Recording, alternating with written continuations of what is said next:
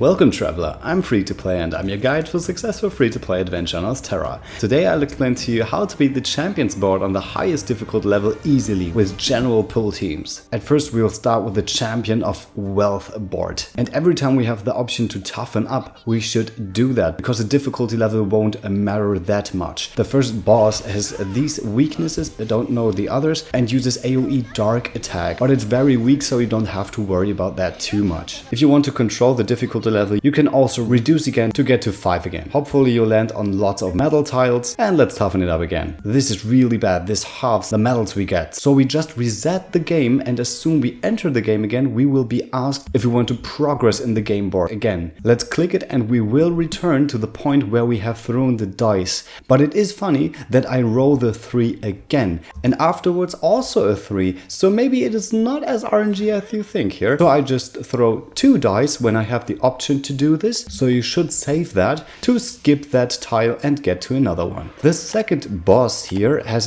these 2 weaknesses I have only triggered, and I heal everyone and I'm going to strengthen the defense of everyone so that this attack won't hit as hard. The Hellfire is sometimes a good thing too because it does paralyze the enemy. Hasumi is healing again, and the destructive wild blow is striking 4 times and has the opportunity to decrease the defense of this enemy. It didn't, but it's fine because I'm going to break the shield in the next turn anyway, and it has not that much HP, so it doesn't matter. Apart from that, it's going to raise its defense anyway, so we're going for the turbulent blow, and we have also reduced the physical defense here once, which is very good. Xanta's Summon Hagen is also hitting the fan weakness here, which is good, but slicing wind from Tequilan can be very destructive with the newest fortune weapon, so let's go for the last attacks here, and Tequilan does the rest with the last slicing wind. So this battle is really easy if you have toughened up the defense and having Helga in the back to decrease the attack as passive for 3 rounds, which is really amazing. And now we're going for Herminia herself, where we're going to decrease as much shields as possible in the beginning. The Eclipse of the Soul is really hard, but it doesn't really matter at the start. We're going to toughen up with Hasumi and Glossum so that the physical defense is capped to 30%. And the Shadow Heavy Impact is decreasing the speed of Herminia, which is amazing, so that I can heal in between the turns. Therion wouldn't survive otherwise, so this is really important to do that step. But with the regen now from Alphen, you should be good without healing too much in between. Gertrude is really MVP here with her healing cleave. She only has 8 shields left, which can be done very quickly because of Alphen's 4-fold cleave, which does strike 4 times on a single target. So the healing cleave here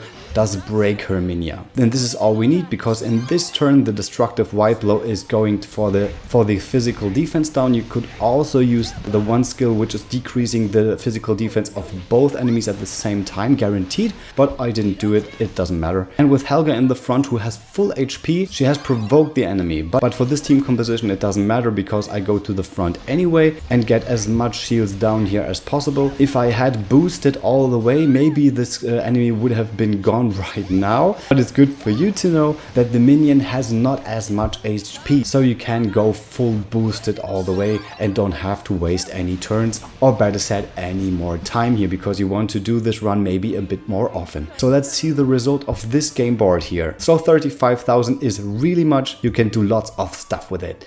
The Champion of Power board and the Champion of Fame board does have almost the same teams, so that I don't have to explain the strategy 2 times here. Hopefully you get onto lots of these power medals and on the additional dice rolls, and 450 medals is huge. The first boss has these weaknesses here, so Glossum's Thunder attack comes in handy here, but I don't have to mention anything here. You can increase the defense again with Hasumi and Glossum, as with the Wells team I already said. If you have the chance, increase the difficulty every time. So this is the second boss. I wholly remand on Tressa, and I'm going to evade, because then this enemy is only striking Tressa and is always failing. Blindness is only for the purpose if he's doing an AoE attack or something. Barkin is decreasing the light resistance here, Falling Starlight is doing another blindness here, and Lars is only there for reducing the shields because he's not needed in the last battle. Because Cyrus being so slow, he can act after the tiger attacked and can go for the last shields before Lars is striking again,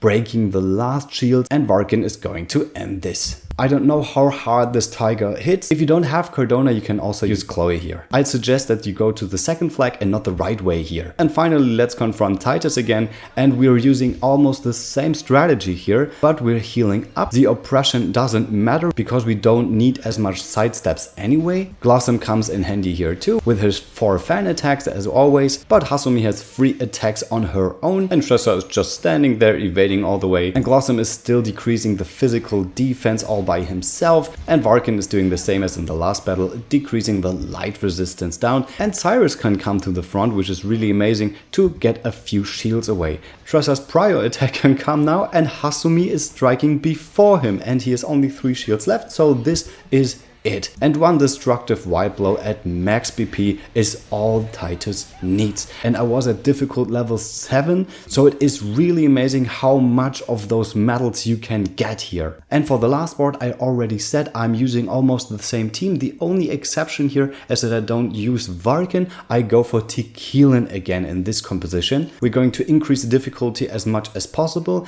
and try to avoid Scythe all the way. But I have to tell you something about this in the next minutes. So for the first boss, we use exactly the same strategy as always, but the thing is that this enemy is not striking with a physical attack, so the sidestep is not mattering here. So the Guardian Bolero is a must here, but if it would be close, Tressa has her hang tough, so it doesn't really matter if the damage is too high. Just heal her as often as possible and then you should be good. And with all these weaknesses, I have the shields down so fast, just amazing. Okay, here comes the physical attack, so the sidestep was relevant here, and Cyrus comes afterwards again. It is so good that he is that slow, I just have to say. So Tequilan goes for the last shields here, and she's also defeating that first boss here with her slicing winds. So 19-2 is really good bonus here, and 450 medals, yay! And here comes the point I wanted to talk about. If you just entered this tile here and you're not resetting before you're going further, then you can't do the dice roll again. So I was a bit too late, I resetted.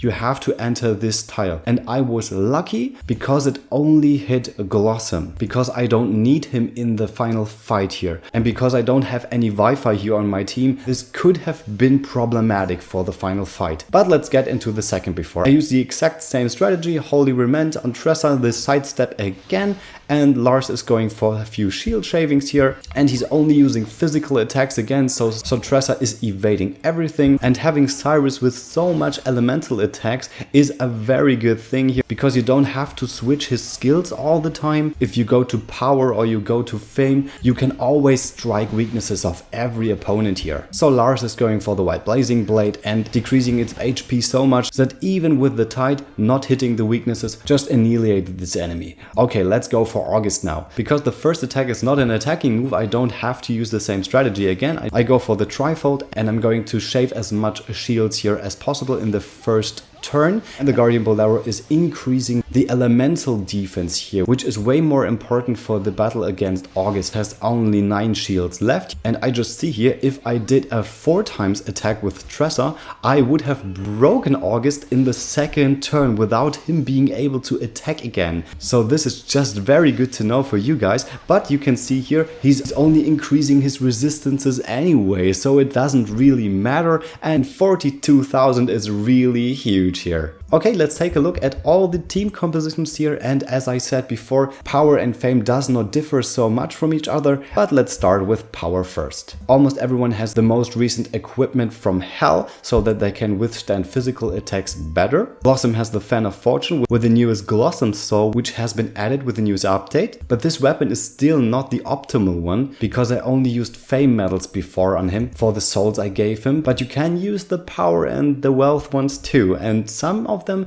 are really amazing for Glossom here, so I'll change that in the near future. So for this strategy to work, that Cyrus is always acting after Tressa, the speed of Cyrus should be around 303, so as you can see here right now. He also has his triple ice skill potency up, which was also added with the newest update. And Lars already had his Wild Blazing Slash potency up. Varkin is using his Tactician's Clock. You can exchange this for Veteran Emblem or something, which is increasing the elemental attack. So let's go for fame here. Nothing is changing except of Tequilan instead of Varkin. It does exist, but I don't have it. Her Rainbow Soul is already available in this newest update, so her slicing wins can even get better here. And we're going for the Wealth team right now, which is almost consisting of almost the same team here with Glossum, Hasumi, Xanta and Tequilan, but the newest additions here are Therion with his Rainbow Soul being in the game now too, and I'm working on a better potency up here. Gertrude is pushing her axe damage, and she also has the Kitty Cape to be a bit faster and to prevent the first damage as good as possible. And Alfin has his Rainbow Soul now too,